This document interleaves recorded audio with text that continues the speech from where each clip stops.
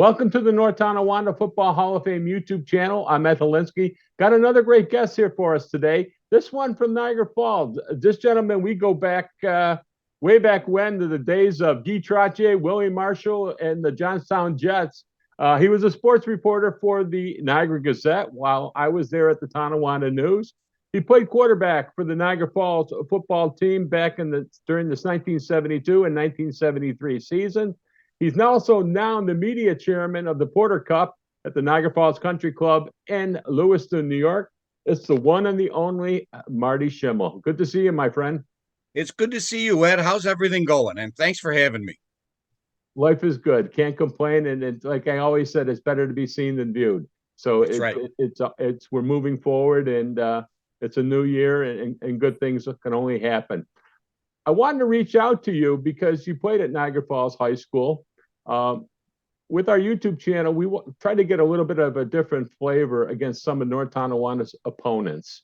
And you played in the transition period of the old Niagara Frontier League when it was all these schools, big and small, playing against one another. It was also the beginning of section play at that point, where teams were divided up, and that league was trying to disband that league.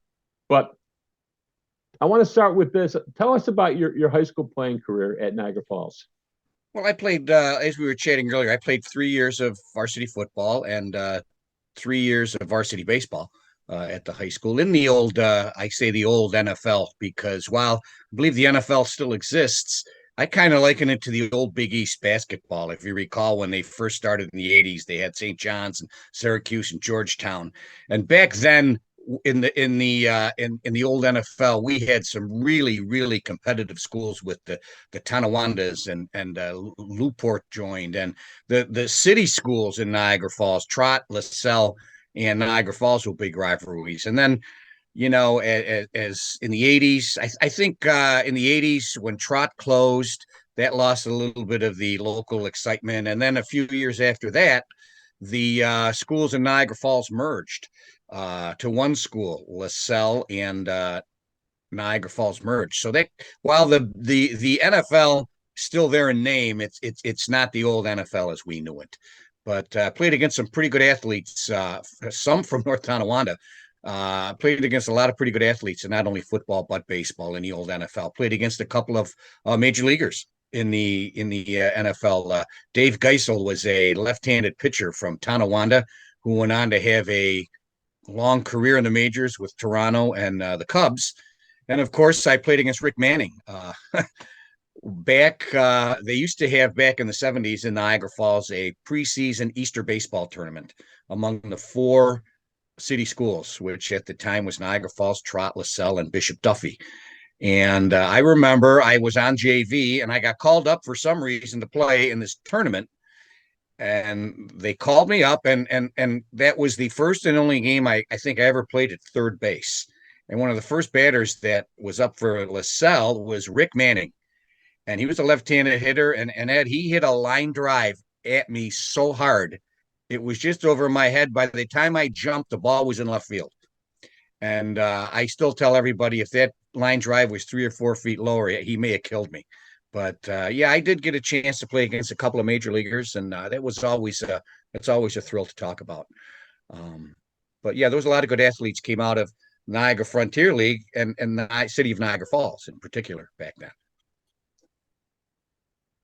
When you started playing football, were you part of the Tyro system, or your Sandlot?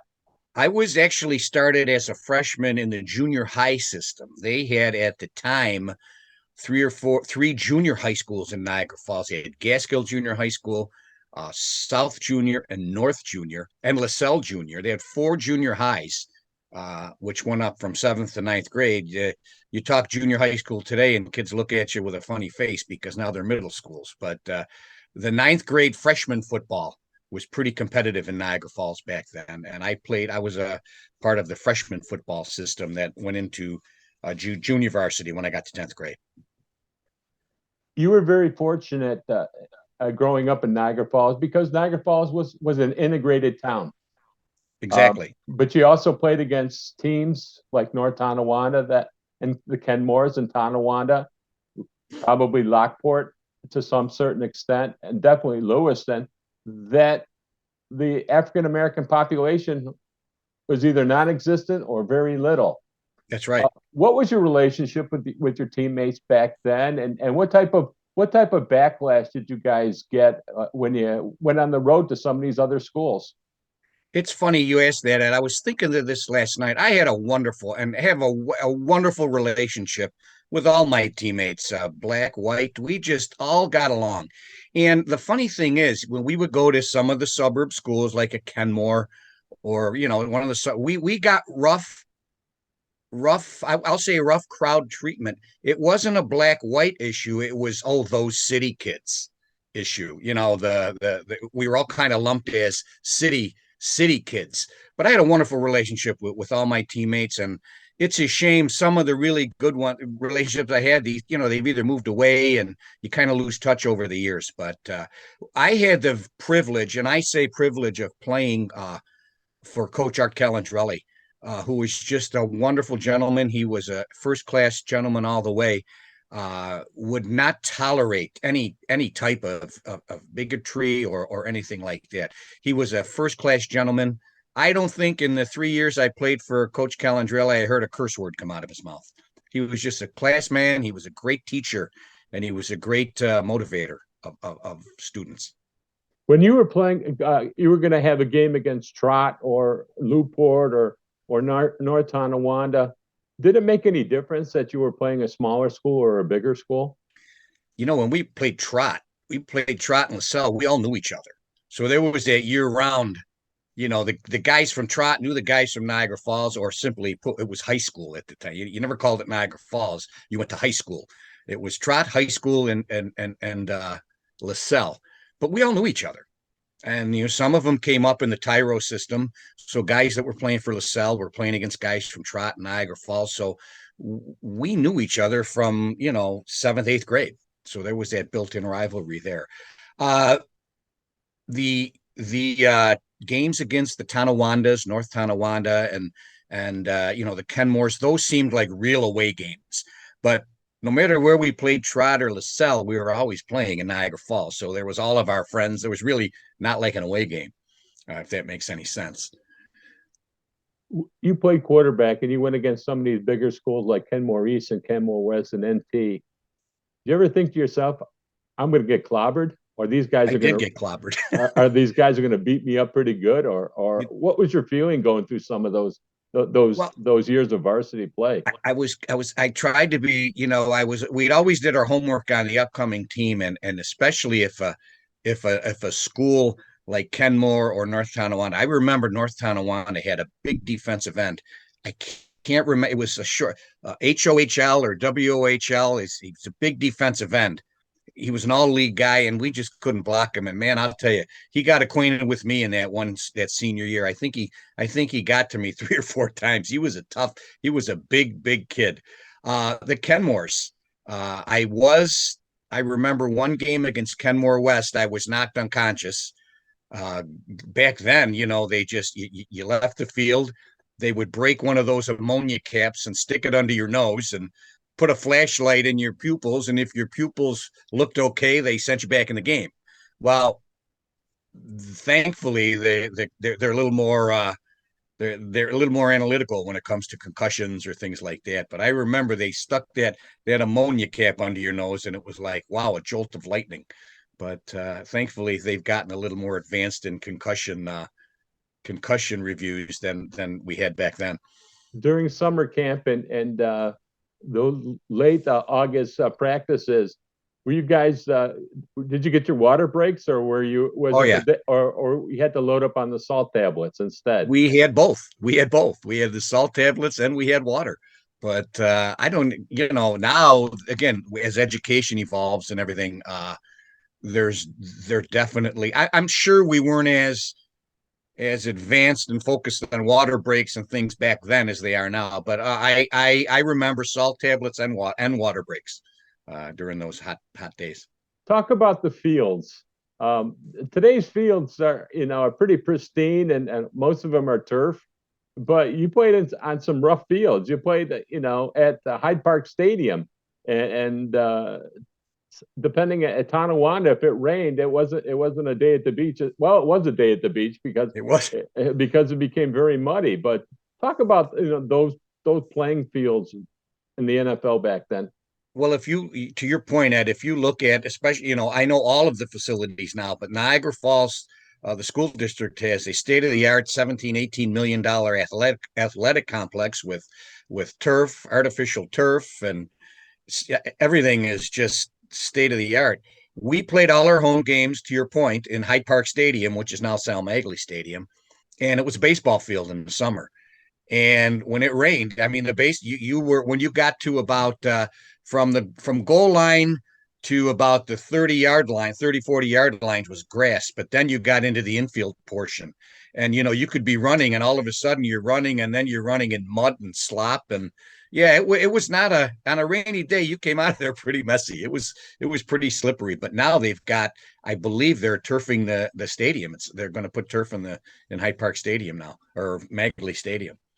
What about the Kenmore Fields and the old George Vetter Stadium behind the junior high school in North Tonawanda? What do you recall? Same thing. They're all grass dirt fields. The Vetter Stadium, I always remember the Vetter Stadium and Clint Small Field they used to have the train track behind in Tonawanda. I don't know I'm sure you recall. They used to have a train track. Oh, yeah. And if you were backed up in that end zone, they talk about the dog pound in Cleveland and Highmark Stadium when you get down there as a quarterback. But I got to tell you, if you were down on your own 5-yard line and that train came rumbling through, you couldn't hear yourself think for a good 5 minutes until it went through. But yeah, those are just some fun memories I remember of some of their away games. Describe the equipment that you had when you played varsity. I look at the helmets that we wore. They had the old Rydell helmet with the shock, the shock absorber, like shock resistant meshing in the top of the helmet. And I'm certain they wouldn't be allowed today. I padded every possible part of my body that I could, because I wasn't as big as a lot of these big guys that were charging at me. I had rib pads, I had hip pads. I'd see some of these guys play without hip pads, and I say, man, you must be crazy. I had tailbone pads. I was armored up. I didn't want to take any chances. What was it during your high school career? What was the toughest opponents that you guys played? What high school gave you the roughest time? Oh gosh, I mean, we always had a tough time against the Kenmores were always good. The Kenmores were good back then. They had just come off. Ken West had just come off being one of the top teams in the country with that Jules Jakupovich defense, that radar defense they had. They were always tough. Both Kenmores were tough. We played. We had some pretty good games against North Tonawanda. We only played Tonawanda once. I don't know what happened, but I mean, I think that was when the part of the shift into section play. But North Tonawanda was always some good battles. I remember my final 2 years against LaSalle. We beat them pretty good my junior year. They got us back my senior year. Niagara Wheatfield was always a physical, tough opponent. So we had some pretty good matches. Regarding Jules Jakupovich, how did you guys game plan against his radar defense? Gosh, it was actually, we had him on the ropes. My junior year, and they ended up, I remember they ended up beating us. It was something like 12-6 or 12-8. It was, you just kind of, everybody was standing up, which is not uncommon today, but it was strange to look across the line of scrimmage and see everyone standing up. You just kind of tried to get things done a little bit quicker, because in a standing position, they were a little bit more in attack mode. I remember a kid from Ken East. He was a New York State track star. His name was Bob Burgoon. And we were tie game with them at Hyde Park Stadium, and he picked up a fumble and went 98 yards and beat us. And that was the game-winning touchdown. But they had Kenmore's had some good athletes back then. What do you recall about Lewiston Porter and Coach Pete Rayo and those teams? They had a nice team. Lew-Port had a back in the 60s, early 70s, it took a while for them to really get their program going. But once they got it going, they were very formidable. they actually had a good quarterback. Jerry Mann was a year behind me. And Jerry Mann is actually the guy that told me about the North Tonawanda Hall of Fame videos. I was out to lunch at one of our local watering holes here several months back, and he walked in and he showed me his phone. And I said, "Is that you?" And he said, "Yeah, there's a video of one of your games against North Tonawanda too." So I came home and went online, and sure enough, it was there. And you know what? The further I get away from my high school career, I find the better I was. You know, it's like stories. They get better with it, they with get age, better. Yeah. and you've got time to work on them and reflect and embellish and whatever else you want to do with it.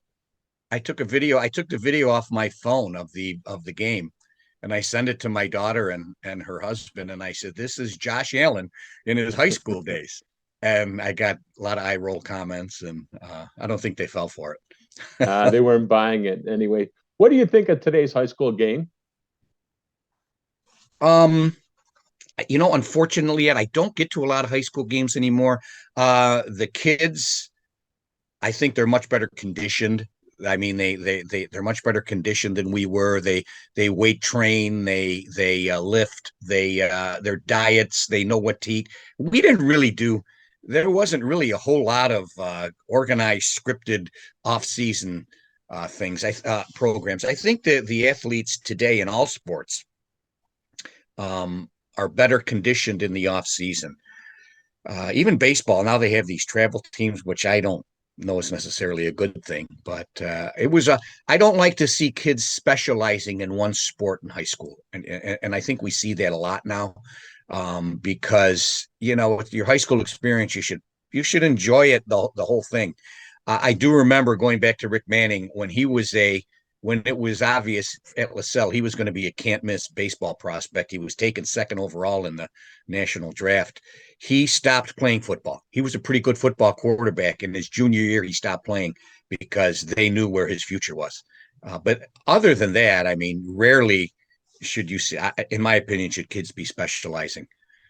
Funny you should mention that, because I had a phone call conversation with Rick Manning because I was tipped off that he played high school football at LaSalle. Right. And he vehemently denied that he played high school football. He played as a 10th grader. He was a quarterback as a 10th grader. He did not play junior or senior. Okay. All right. He was a heck of a basketball player too. He was a really good basketball player.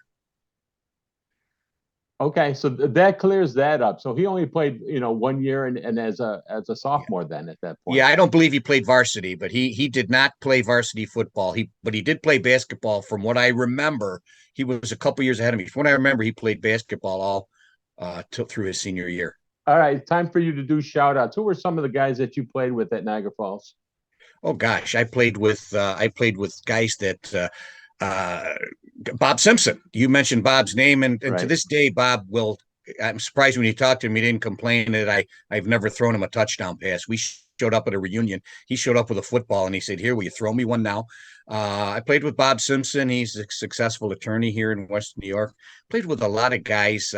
I played with some of my closest friends were Tim Ridgway, who went on to move to the Atlanta area. Larry Williams. These guys were good backs. Good running, big running backs. Vince Lorendi was a dear friend who passed away a few years ago, and he was one of our linebackers. Bill Castiglione owns a few businesses here in the Lewiston area. I see him once in a while. He was a defensive back on our team, but we had some. Dan Veschies started as a 10th grader on our team. He's a local entrepreneur and businessman. So. But yeah, I played with some pretty good guys and some pretty good athletes. What would you tell today's athletes, or football players, or even baseball players on, what to expect of high school, their high school careers, or how to treat their high school careers? Enjoy it, because what I don't know the figure, but 99 point some high percentage, that's going to be the last time they play organized sports. You're not going to be such a small percentage goes from high school to the pros in any sport. I would tell them, enjoy it, have fun, and play as many sports as you can in high school. You became a reporter, part-time reporter for the Niagara Gazette. Was that an extension of your playing career? I was always a sports fan. I always read up on sports, and I remember they used to call us Gophers. At the Niagara Gazette, Bobby Weber was the legendary sports editor, and Bobby Weber would rather cover a local sports game than the Buffalo Braves or the Buffalo Sabres or the Buffalo Bills. He was all about high school local sports. You'd see him out at every high school game and every little league game. He really could care less about the NBA or the NFL or the NHL. But somebody said they were looking for somebody to cover local sports. So I applied. I got the job. I would work from, oh gosh, 10 o'clock I'd go in about 10 o'clock at night and I'd get out about 2 in the morning after the West Coast games were all done.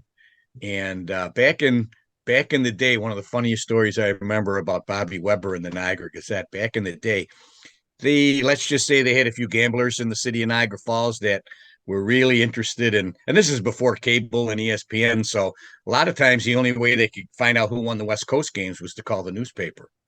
Well, Bobby Weber used to get furious when he would say the gamblers would call.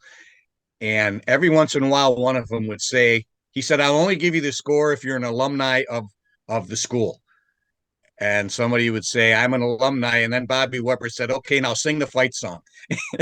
And if they couldn't sing the fight song, he'd hang up on him. He'd never give him the score. He'd make him read about it in the paper the next day. We call them financial planners today, you know. Financial planners, yeah. Exactly. We had a lot of financial planners in Niagara Falls back then. We've talked about several things so far. What would you like to talk about that I haven't brought up yet?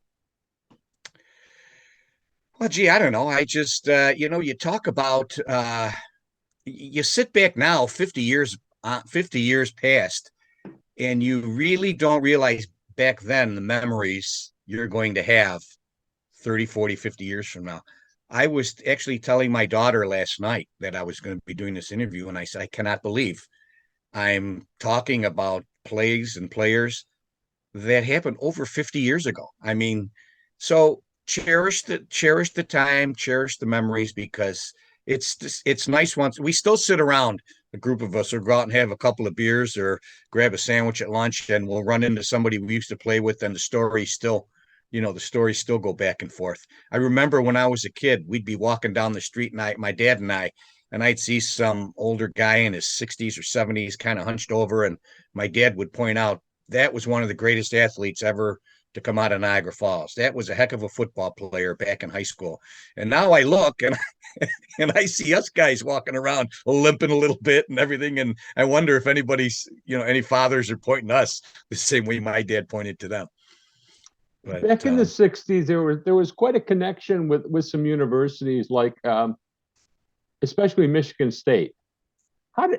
What do you know of that, and how those connections were established, and how they stayed all those years? Well, I do know back in the 60s, Roger Haley was a great quarterback for Trot. And Roger was recruited by the legendary Duffy Daugherty. And he went on to Michigan State. And I believe Bill Ross played at Michigan State as well. And there's still, I'm not sure, I think Bill played on the national championship team at Michigan State back in the 50s. But that was kind of a big thing. And then actually Roger Haley went on to be one of my coaches in high school. He was our offensive coordinator when I was in high school. So he was a pretty good quarterback. Obviously, going from Trot Vocational High School to Michigan State, he certainly opened a lot of eyes when he did that. During your high school career, were any of your guys scouted for colleges? And if so, what was the process back then for getting information to colleges? Well, I can tell you, I certainly wasn't. but I think back then it was you got a letter from the school, and somebody come in waving a letter. Several small schools. We had several of our teammates went on to some smaller schools, Division 2 schools. but I think it was just basically a letter, a phone call, and if they really were, the coach would send some tape, some game tape, and if they liked you, they called you back and you came down for a visit. You know, not anywhere near what it is today. But that's the extent of it. I'm going to pivot to the Porter Cup, and you're the media chairman of that. Correct.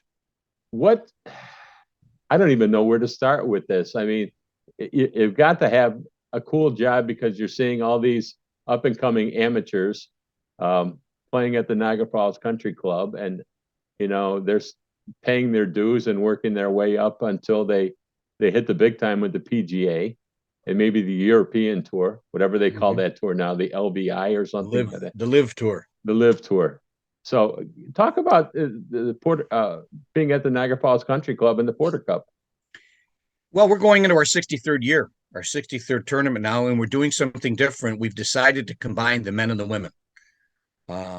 So we're going to limit the fields for each. We think this will help us in a few things. It'll help us get perhaps a better, a really stronger field.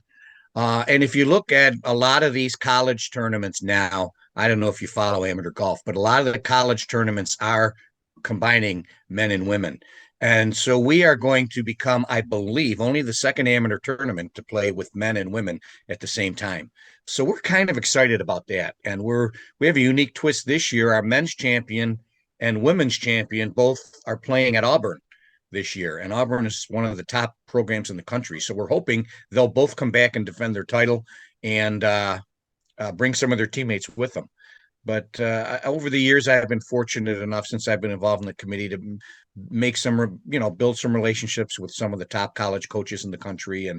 But like anything else, now 15, 20 years ago, there weren't many choices. Kids would, there was a handful of tournaments and you used to get all of the top players in the country. Now there's so many choices for tournaments. Kids have a chance to turn pro earlier. Kids are turning pro out of their junior years of college now.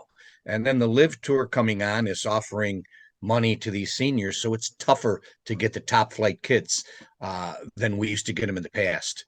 But it's fun. We enjoy it. And, we'll see where this goes this year. We're really excited about combining the two fields this year.